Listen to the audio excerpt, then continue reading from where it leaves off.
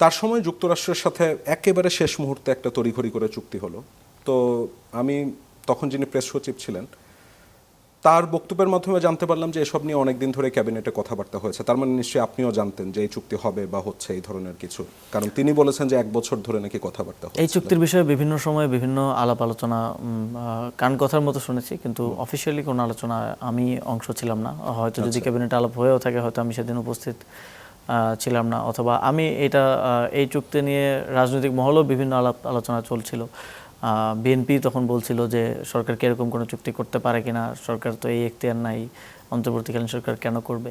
তারপর আবার নির্বাচনের 3 দিন আগে হলো এবং এটা নিয়ে আমরা দেখলাম যে বিএনপি নিশ্চুপ হয়ে গেল এবং তারা এখন বলছে যে এই চুক্তি তারা কন্টিনিউ করবে। তো এটা কোনো সমঝোতার মধ্য দিয়েও হয়েছে কিনা সেটাও আসলে ভেবে দেখা দরকার।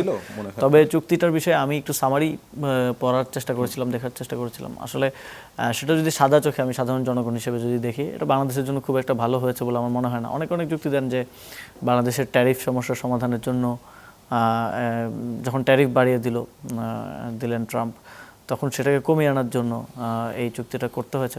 কিন্তু আখেরে এই চুক্তিটা বাংলাদেশের জন্য ভালো কোনো চুক্তি হয়েছে বলে আমার মনে হয় না, এবং এটা নিয়ে এখনকার যারা পলিসি মেকার আছেন তাদেরকে আবার রিথিঙ্ক করা উচিত।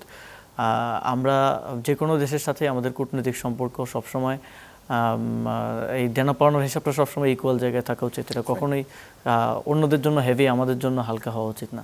তো এই চুক্তি নিয়ে তো আমি বিরোধী দলকেও কথা বলতে দেখছি না, এনসিপিকেও বলতে শুনলাম বলে তো মনে হলো। আমাদের নেতারা বিভিন্ন পর্যায়ে বলেছেন, এই যে আমি এখন বলছি যে এই চুক্তিটা বাংলাদেশের জনগণের হিতে কতটুকু হয়েছে সেটা নিয়ে প্রশ্ন রয়েছে। আমি কি ধরে নিতে পারি যে এটা এনসিপির অফিশিয়াল বক্তব্য যে এই চুক্তি এনসিপি সমর্থন করছে? এই চুক্তি নিয়ে তারা ক্রিটিক্যাল, এই চুক্তিকে তারা কোনো দিতে চায় না, এবং এই চুক্তি নিয়ে আমরা মনে করি যে আরও বড় পরিসরে ন্যাশনাল ডায়ালগ হওয়া উচিত এবং রাজনৈতিক দলগুলো আরও কনসার্ন হওয়া উচিত।